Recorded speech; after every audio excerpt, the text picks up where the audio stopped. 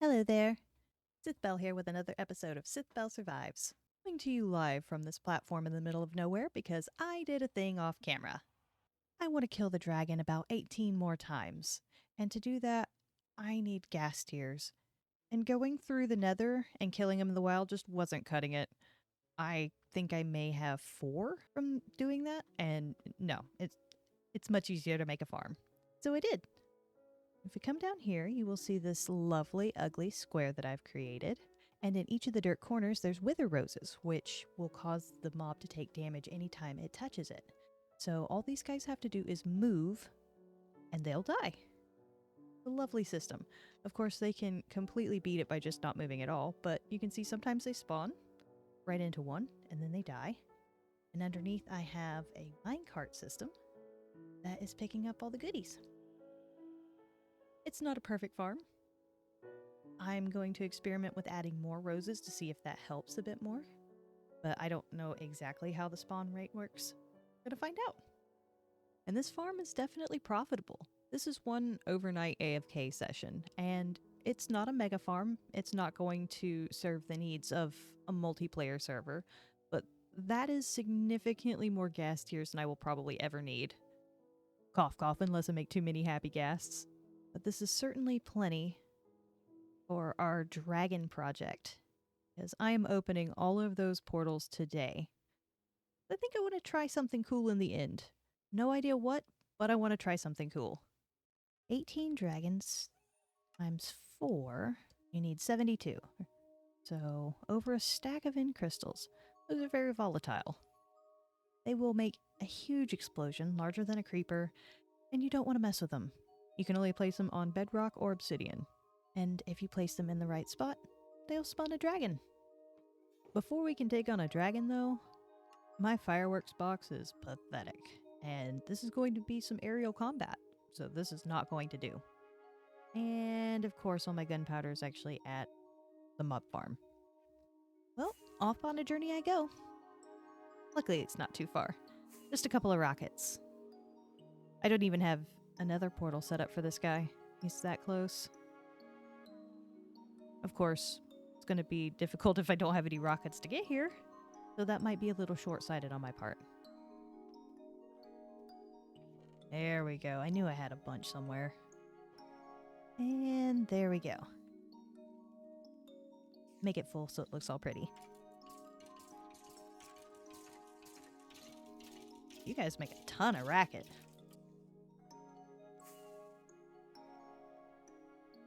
Oh, wrong way. Oh well. Still a great excuse to see the awesome, awesome Guardian farm again. And there's King Boo flying around his domain. I love this thing so much. It's so cool. And the nether portal's up here now. I forgot. Into the secret water hole. You can hear one of the most disgusting sounds in Minecraft. Seriously, that drove me to distraction. Oh, I cannot. Let's turn these guys off for a while. I will regret that later, but I can't stand it right now. Okay. Check this out. The whole thing filled to the brim. Almost to the brim. Close enough. This slice is for dark prismarine, which I have some plans that I want to do some testing on, and hopefully we might actually get this filled out soon. And then there's the lanterns, and this is our trash. But we are completely filled. The whole farm is filled. I spent probably a week off and on completely filling it up. Big boy project. But I loved it so much. I'm so glad I did this. And I'm going to take a nap before heading into the nether. Alright, so we are set up and ready to go. You know what? I'm not even going to go back home. I'm just going to straight up full send this. We've come up to our lovely, not at all macabre, Enderman Head portal, which in theory would lead to the stronghold, which is where our end portal is housed. However, if you'll remember, we had some chunks go bad, and I'm afraid this no longer leads to the stronghold. You can see generating new chunks. And we're thrust into a very different biome. This was in a huge mountain cliff when we first started this world. So we now have an added challenge of trying to find where the new stronghold is. Luckily, I was aware that this is going to happen, so I brought some spare pearls. And we're heading this way. With any luck, it shouldn't be too far. They typically spawn within a similar radius. So I will pop y'all back in once I find it, and then we will start our dragon fight. Well, that didn't take long. Check it out. We spawned in right there. So that means we are just a few blocks away. That's not too bad. That should be easy enough to fix. Oh, thank goodness. You die. I actually need this obsidian.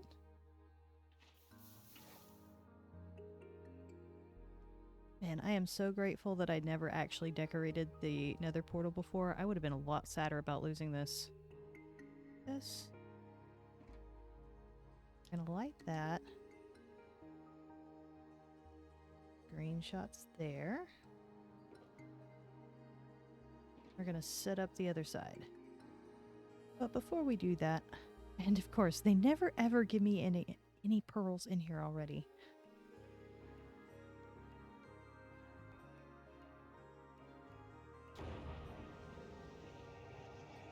Alright. And Geronimo. Luckily, the end itself is completely unscathed, so our lovely Ender is completely fine. Uh-oh. I looked at an Enderman. So touchy. Yeah, it's time to give this place some love. I wonder how it looks with shaders. Whoa. Very desolate. I don't know if I like it or not. Alright. Back home I go. Now we're just going to break down our lovely portal here, since it no longer goes where we need it to. Make 164, 184. Right here. Oh. That's a lot closer. And I missed a block. Whoops. Excuse me. There we go. 64, 184. Always say round up, right? 165, 185. There we go. That's an Enderman. That's not going to be helpful here. Let's fingers crossed. Hope this leads to the end portal. And it does. Perfect. Excellent. Back through. Moment of truth. Back on the roof we go. Perfect. Now we can fight the dragon 18 times. Maybe more, because I found some end crystals that I had forgotten I made, so we can have one extra run too.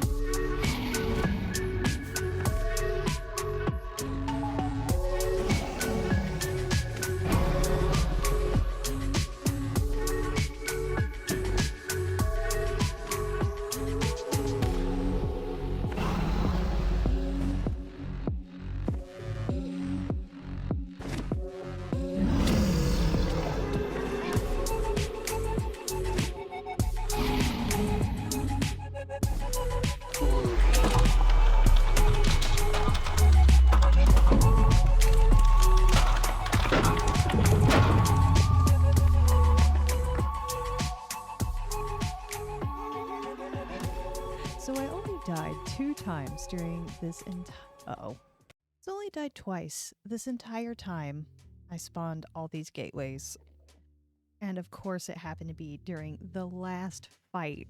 So now I'm in backup gear. But we now have 20 end gateways here, which means there cannot be any more. Means we don't have to spawn the dragon anymore. With that said, I want to try an experiment, which might result in spawning the dragon one last time, or it might end up setting up something extremely cool for how our end is going to look aesthetically. So supposedly, if I time this right, we can interrupt the start of this and get something really cool out of it. Or I might blow myself up. Okay, I'm gonna wait over here. We're gonna let these spawn like it's gonna be a regular normal dragon fight.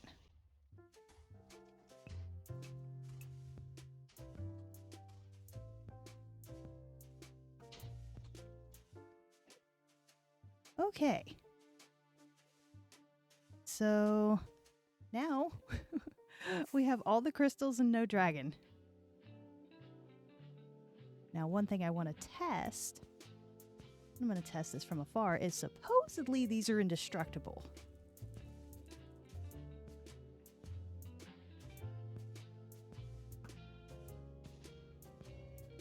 They are not indestructible. I'm glad I checked that. So clearly I don't know how this mechanic works, and I don't have any use for actual end crystals, so I'm probably just going to blow this up over time. But it would have been so cool if I could have had a dome of everlasting crystals over the top, and I might still try and research how to do that. But not today. Today, I have done enough. Next step is going to be connecting all of these guys to the ground so we have easy access to them. But it's just so nice to have this project done. So that last clip was recorded at the end of July. And, well, now it's Christmas. The Ren Fair bug got me pretty good this year, and real life came at me fast, and so I haven't had an opportunity to record or make videos. That said, I have actually been playing a lot of Minecraft. You know, usually in the evenings if I just needed to relax. I've been doing a few grindy projects and stuff. Let's go check those out real quick, shall we? First thing we're going to take a look at is actually really close to home. And that's this old skeleton farm. I gave it a bit of love. As you can see, it's finely decorated. This used to be just a boring old cave. And now, the inside is all decorated. You can see it. Used to, the skeletons would drop over here, which was actually too far away for the farm to work. So I moved them to drop over here now. And now we have lots of storage as well, including an auto crafter turning the bones into bone blocks. We also have some just regular bones, and then a ton of junk. I am pretty proud this redstone is my own making, which is why it's so janky, but like I said, I am actually proud it works, and it works well. Oh, and this is also a toggle switch, so if you want to use looting, you can. I like to just let them go. Yeah, it's definitely a choice with all the white and red, but I think I like it. I kind of wish I could keep the present chests all year round. I think that's a great look. And maybe I can. More on that in a minute. So a project that I spent probably way too much time on is actually here in the Nether. As you can see, there's buttons everywhere. And that is because I wanted to build a farm out here. The wither skeletons, they have such lovely skulls. And when you collect them, you get beacons, and I would like unlimited beacons. So I have created this farm here, and it doesn't look like much, but it does actually produce. And if we're patient and go down here, we might get to see it in action. So just stand right here. Oh, there's some proof that it works, actually. Stand back a little. We'll just patiently wait for some to pop in. While we wait for the skeletons to pop in, I'll take a look and see just how many buttons I have placed, and I'm actually not finished. You can see over here, there's actually quite a few places I still need to button up, because everywhere there's magma cubes means that's a wither skeleton that's not spawning. And there are a lot of them over here. I think there's also some spots over here where endermen are spawning. Yep. So... and pigs. So yeah, this is not an efficient farm by any means. I have a long way to go, but you know, it's a nice project to spend a few hours on. Do we have anybody? Oh, come on. There we go. So I think I need to make it maybe the hole just a little bit wider or something, because they want to get to the iron golem and they can't actually get to him, so they fall through the hole instead. But they keep getting stuck on the trapdoor, like you saw. Yeah, they fall just far enough. They're one hit with the looting sword. And then most of their drops get picked up just down here. And it's a decently efficient farm. You can see I've got 9 wither skeleton skulls in this chest here, and 2 over here. So it is doing work. This needs to be set up properly. This was just a quick and dirty. My most recent project actually brings us to that little unassuming bit of stone over there. See what used to be a trial chamber. I have cleared out this entire thing. And we're going to turn it into a breeze farm slash key farm slash, you know, whatever these things drop farm. So I have completely dug the whole thing out. Best scene from Cheaty Cam. There is very little copper left. In fact, the only copper left is actually on the spawners themselves, which will be removed once we set this up. And yeah, I'm almost done with this. Not much to see right now, but will be very useful eventually. Now you know, because it's been longer than a month since my last episode, Mojang has come out with yet another update. And honestly, they're still doing a great job. We have entered the copper update this time, which has notable features such as lightning rods now oxidized, so now we have those awesome looking things. We now have copper bars to complement the iron bars. And they are lovely. They also all oxidize. Every single piece that I'm going to show you today also oxidizes. It's great. So we now have copper nuggets. And I guess, you know, we also have copper armor, but I'm well beyond copper armor, so I don't really care about that stuff. But yeah, copper nuggets, which will give us copper chains to go with the iron chains.